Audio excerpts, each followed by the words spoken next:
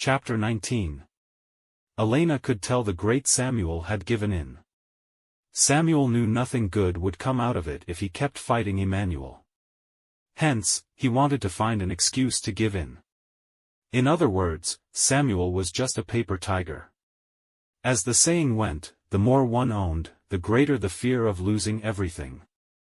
They were no longer the same person when they had nothing. Emmanuel, on the other hand, was giving everything he had because he had nowhere to turn to. He was no fool either. He quickly questioned without hesitation, "So, what do you want to do, Mr. Weber?" Sheldon was currently trembling with excitement. It looks like this matter can really be resolved. To him, the sense of accomplishment was better than getting the commission. He had no regrets about risking his life to come here with Emmanuel that day. After all, he could return and boast about dealing with such an important event for half of his lifetime. "We're not occupying this land by force.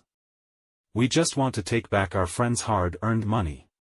As long as Terrence Group is willing to pay the wages owed by the previous owner, I swear to tell them to leave." Samuel was great with his words, too. Knowing all the other party wanted was money, Emmanuel asked impassively, "How much?" Samuel responded boldly, 5 million. Emmanuel instantly burst out laughing. "Do you think I'm stupid? What kind of salary costs 5 million? Did you think I didn't know only about 10 people are ex-employees of the factory while the others are just unemployed hooligans? Their salary combined is only about 100,000 per month. What you're asking for is about 5 years' worth of salary. Are they fools? Why continue working for a boss who owes them 5 years' worth of salary?" The data eluded Samuel from words. He would have killed Emmanuel if not for his fear of losing to the latter. "Are you saying you're refusing to pay and want us to leave?" "Hold on. Let me ask the boss." No matter how fierce Samuel was, Emmanuel would not give in so easily.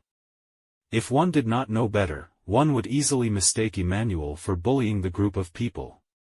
Samuel looked so grim, as if he could lose his temper at any time. The sight of that made Elena shudder. After all, a man with hundreds of subordinates was being suppressed by one man.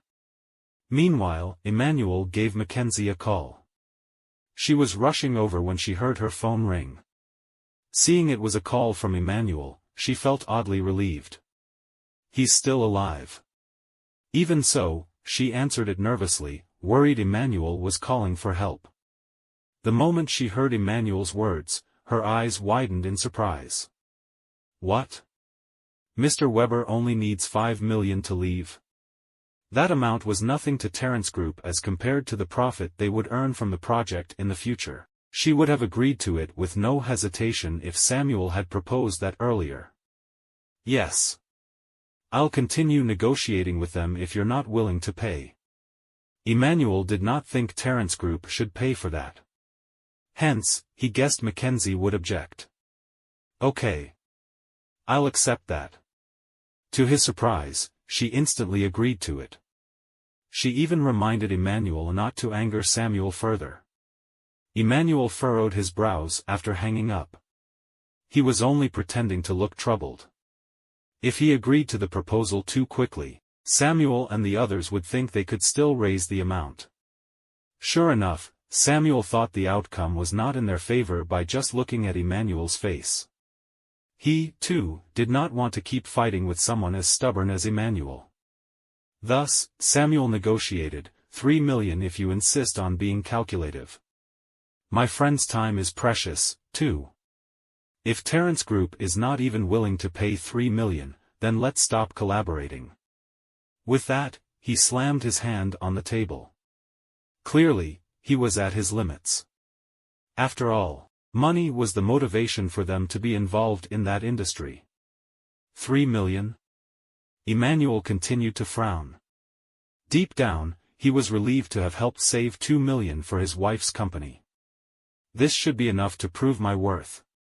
Still, he faked a sigh.